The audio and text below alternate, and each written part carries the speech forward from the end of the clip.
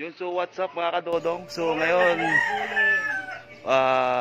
magpapalit tayo ng brake pad ng Aerox 155. So may buntag pala sa tanada mga bisdak diha. So karon magpatabang ta sa akong papa. So what's up mga kadodong? So ngayon ito yung baklasin natin na gulong. So apa? Hawakan pa. Ganyan lang pa.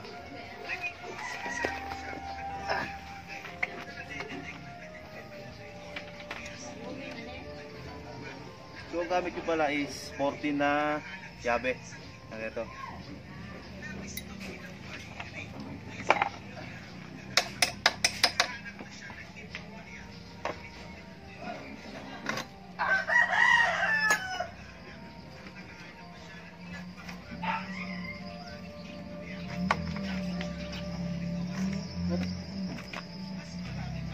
So yun, tatanggalan natin yung gulong mga kadodong. So ngayon, so ito na yung tsura niya. Wala na.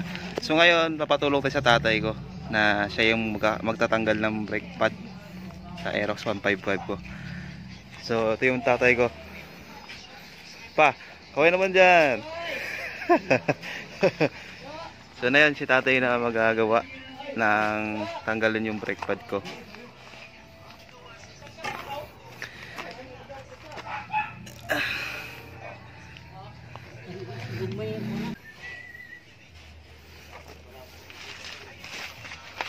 Eh mga kadodong, supportive yung tatay ko sa motor.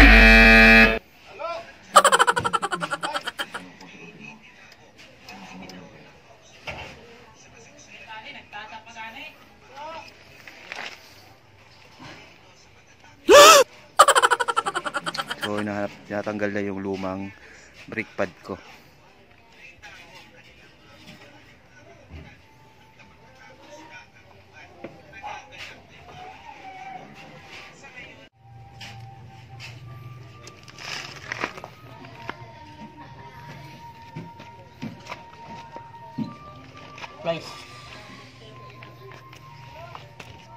So yun mga kadodong, natanggal na yung kabila.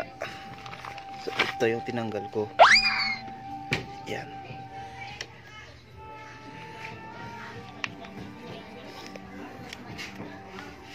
Tanggal ito mga kadodong. Sungkitin natin. Yun. Kopya. Tulak ko. So ito yung pinakalak niya. Yun. Natanggal na. Ha? Ay, dito na. Natanggal na. Yan. So tanggalin mga dodong yung preno.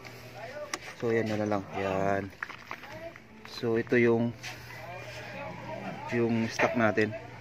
So wala na. Pudpud na. Pati yung isa. Almost, almost 8 months ko nagamit siya. Ito na. Pudpud na masyado. So ito yung bago ngayon. Yan. Okay pa, wait mo na. So yun na yung kakabit na ni Papa. Iba, baliktad pa. Sa taas yung bilog siya. Ay mga kadodong. So iba.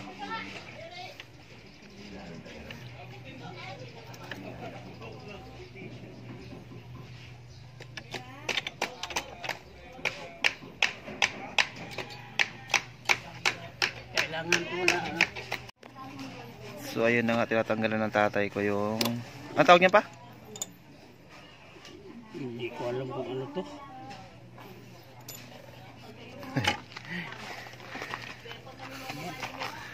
So ayun, tiniluwagan niya pala yung... Oh, tumutulog pa. Ay ano? Wala tayong pamalit yan eh. Ay, dami. So yung mga biyero, so tapos na. Kaya kapit ko na tatay yung gulong.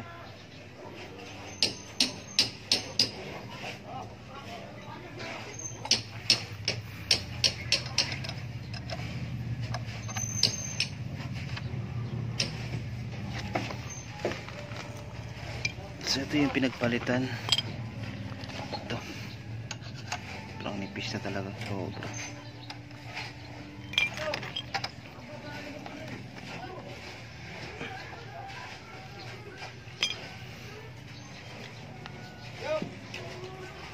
So yun, tapos na mga kadodong. So yun na. Ah. So yun, okay na. So yun, dito ko na lang tapusin yung vlog ko. So salamat sa lahat ng nanonood. Bye.